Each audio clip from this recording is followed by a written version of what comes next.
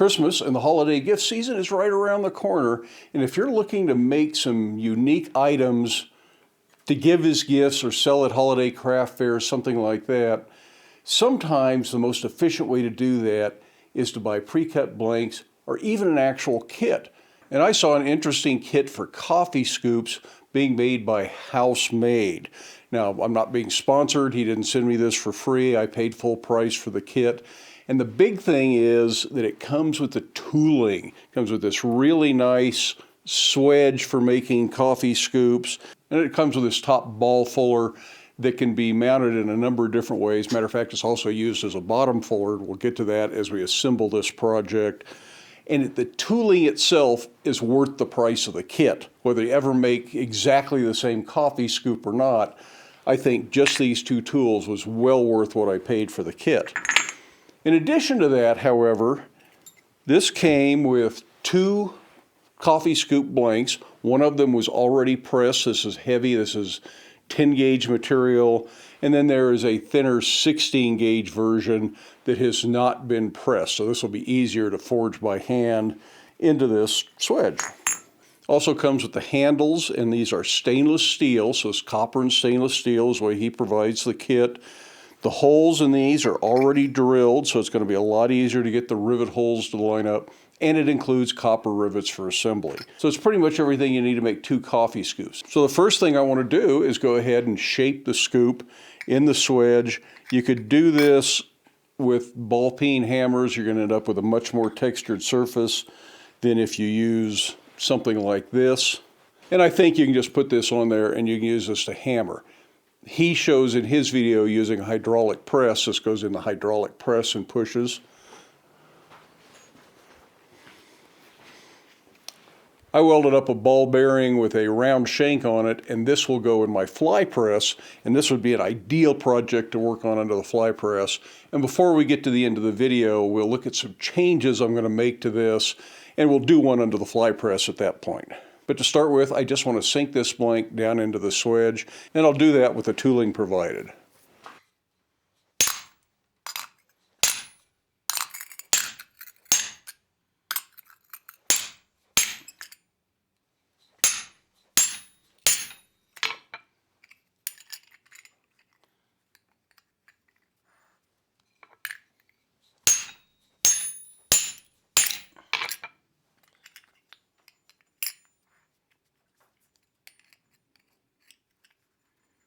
It would certainly be easier under the press, I think.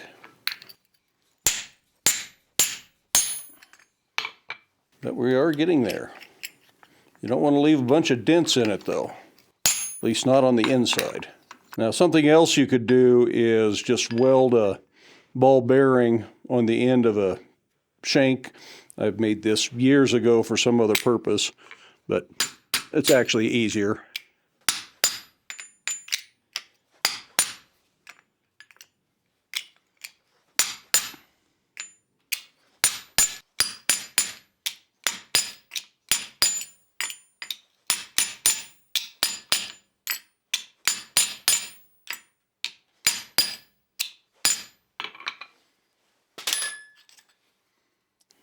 So there we have our disc. It's got some hammer marks on the inside and some real ugly stuff on the outside. That looks terrible. But it fits on this. And that sits nice and solidly on the anvil. So the next thing to do is to planish or clean up the outside surface. Depending on how good you are at planishing, you can make this incredibly smooth. But the big thing is you're going to get a lot of little even facets that reflect light and really give this a refined look. Looks way better planished, and it's well worth taking the time to do this. Now I'm just going to use the flat side of a small ball peen hammer to do this. There are actual planishing hammers out there, and you can make those. They're small, they're light, they're easy to work with, have little flat surfaces or round surfaces. Just depends on what you need to work with, but it's very much a special purpose tool, and I think we can do a fine job with a little ball peen hammer. Try to be systematic about how you do this.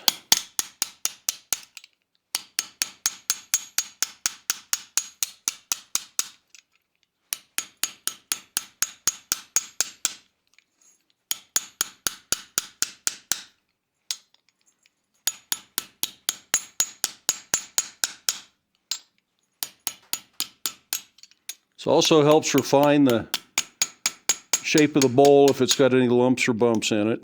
Now, in an ideal world, if you're doing a lot of these, I would mount this to a block, a stump, bolt it down to your welding table or whatever, so this doesn't move around. I think he also sells a hardy shank or adapter or something like that that can go with this, so you can put it in your hardy hole. That would be a better idea, and if I'm sure I'm never going to use this in this configuration for pressing the thing, I probably will put a hardy shank on this. It would be a lot better, and maybe even an elevated shank so I can bring it up and I don't have to bend over to work on this. I'm not bent over terribly far, but I do have to bend a little bit for this small stuff.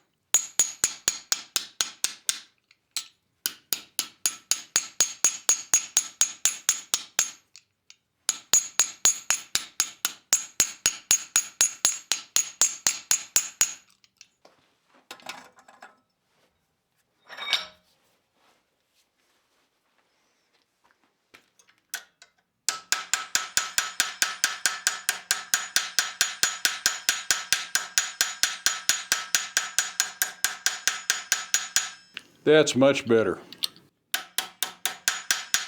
Plus, this is a more comfortable working height. Maybe this vise isn't too tall after all.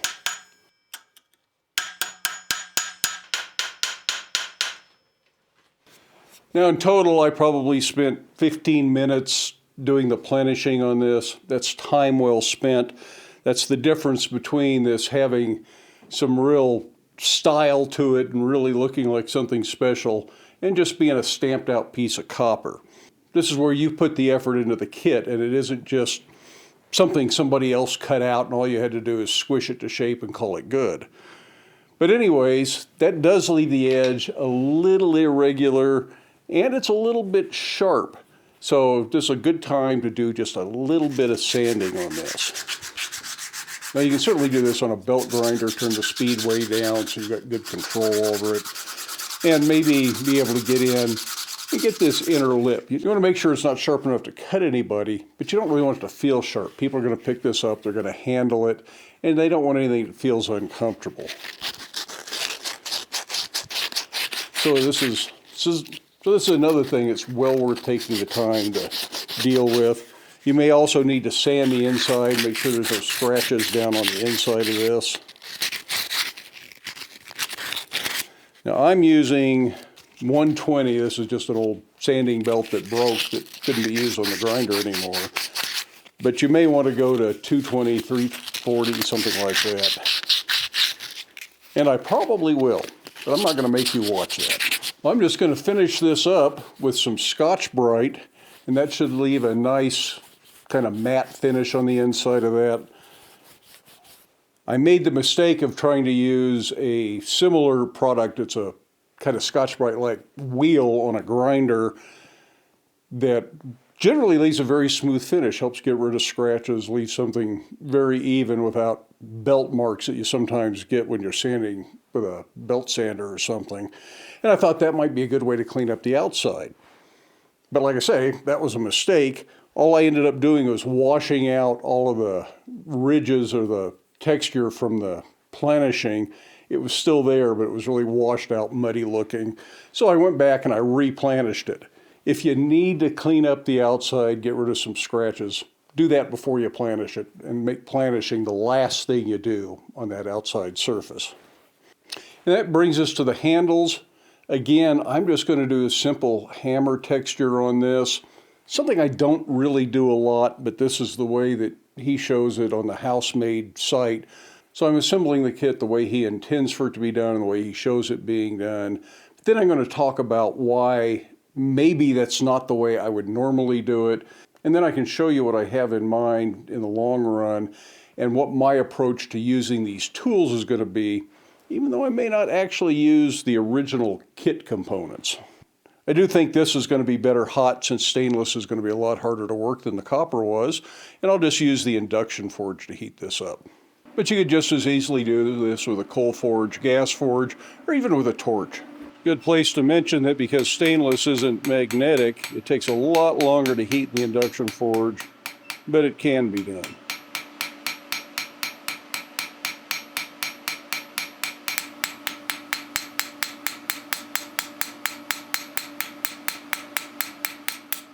Now this doesn't have to be at some super high heat to just do this little bit of light texturing.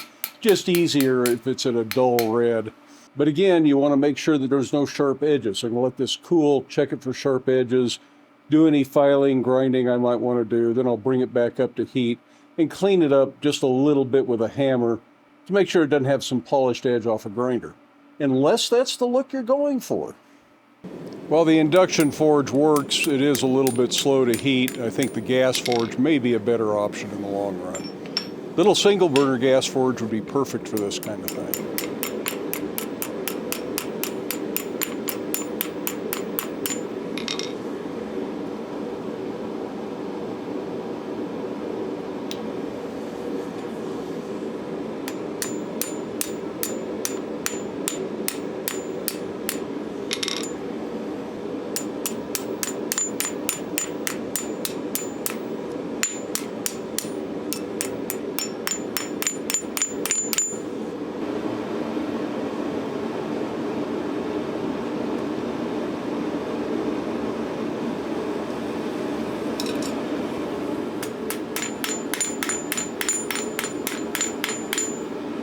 Now it's time to go ahead and assemble this. The holes are all pre-drilled. They may have been deformed a little bit. You may need to clean them up. Be careful you don't skitter a drill bit around your coffee scoop and gouge it all up. Might be better to get in there with a needle file if the rivets don't fit.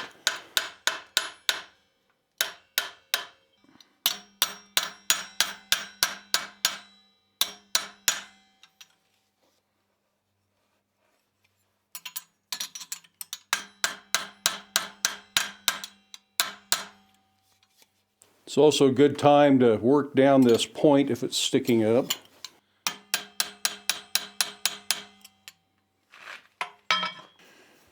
Now this does kind of swirl around on the top of that ball, and I initially thought using a rivet set on the inside would be the ideal way to do that. It really holds that well. The problem is you have a concave surface, and then you've got a relatively flat surface and an edge all the way around the rivet set. So that means it is hitting inside the bowl of the coffee scoop around the rivet, and it's leaving a track mark in there. Looks kind of ugly. So the first of the coffee scoops I assembled, I got to drill the rivets out, hand sand that back down, put new rivets in using this method. It works much better. Now I would like to do something with this handle. I don't really like this straight handle. The angle we forged in here earlier isn't too bad, but I think the shape of the handle can be better. And that's pretty simply done just with bending forks.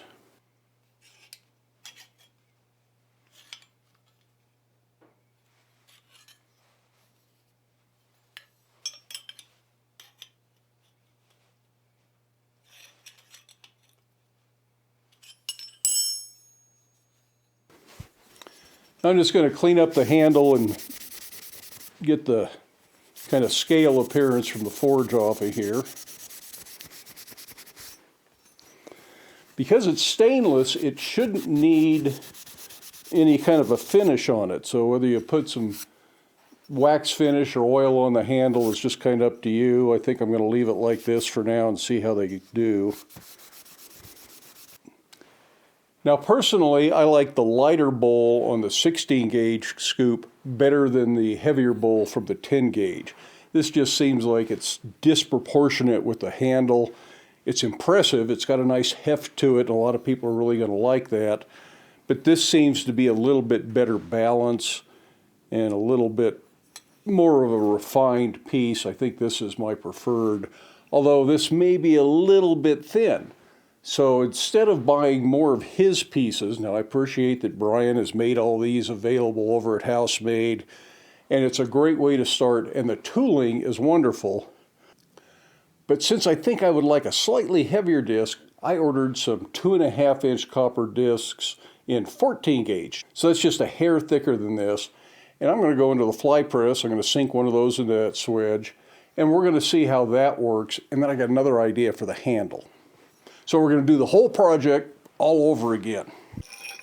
I'm going to go ahead and pre-drill the hole before I do this, just because it should make it easier. But I also then have to make sure my handle fits the hole pattern. If you want a little bit more freedom and creativity doing the handle, you might want to forge it first and then figure out what the spacing is. Now the rivets I have are a little smaller than what were provided with the kit scoops. I've got 1/8" rivets, and I think those will be okay. These would be really hard to secure into the drill press without scratching up the copper. So I'm going to do this with a handheld drill and hold these in the vise.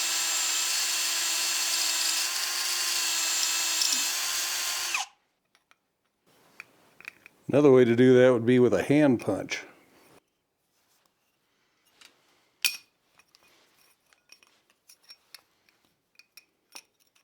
The hand punch is actually much cleaner. There's no burr on the backside that you have to deal with.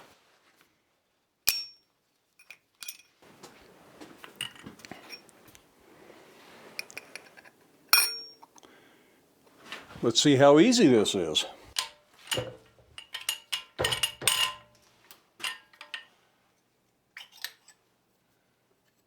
Pretty much done. It's definitely the way to go if you're doing a bunch of these in a batch. Fly press is really useful. Now the holes are very deformed now, but I've got the location and I'll clean those up, run a file through them, or take my chance with a drill bit, but we can fix that. Now I went back and watched the instructional video on the House Made site, and they had another alternative for doing this that was way better than hammering, not quite as nice as the fly press, but something you probably have available in your shop, and it uses the original tooling that came with the kit. That's to use your bench vise as a press. While it's slower than a fly press, pretty much the same idea. I'm going to put the disc in here, put a little bit of tape over it just to hold it in place while we get this all lined up. And to make life easier, I think I'll use a magnet to help line all this up. That way I don't have to hold on to that.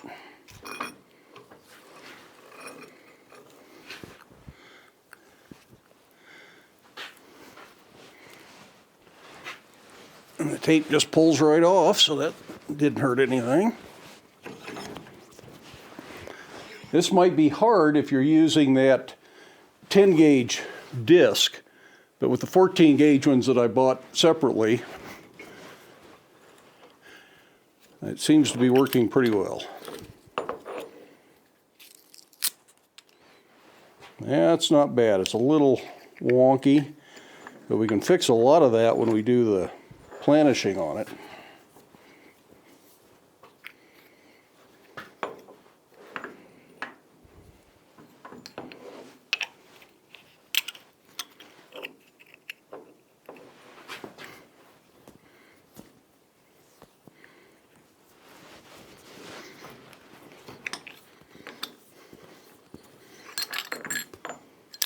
So this may take a little fiddling doing it this way, but it does work.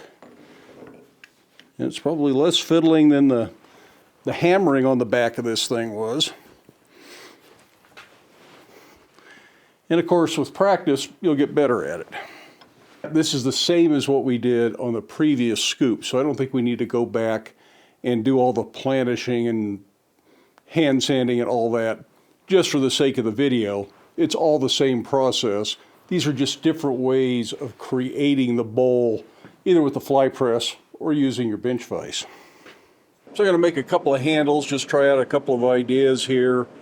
I've got a piece of 1/2" square bar, so that's about 13 millimeter square bar, and a piece of 1/4 by 3/4, what is that, about 6 by 20 millimeter. Not sure what the lengths are. I'll probably end up cutting these off as I work with them. It's just to try out some ideas, some things I see in my head, and if I see something I like, then I'll start worrying about exact sizes. Let's start with the square one. I'm going for a tapered octagon for this handle, very similar to the shoehorn we made quite a while back. And the first thing I want to do is isolate where that taper will start from the part that will mount to the scoop itself.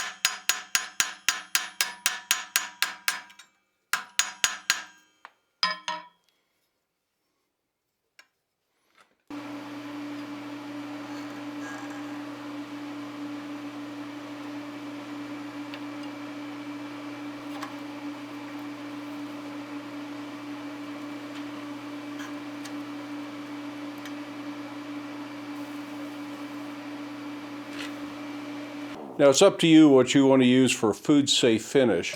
This forge finish from ZH Fabrication is supposed to be made of all food safe components, even though the composite wax has not been tested and certified as being food safe. But for a coffee scoop, I feel pretty good. It's not going to wear off wax and contaminate the coffee. But it's really up to you what you want to put on there. Well, I was planning to make a fourth one of these, but it's getting a little late today, and with the time change, that means it's going to get dark here pretty soon, and it's supposed to start snowing any minute now. If it snows a lot, I probably won't get up here tomorrow, so I think that's where I'm going to call this video good.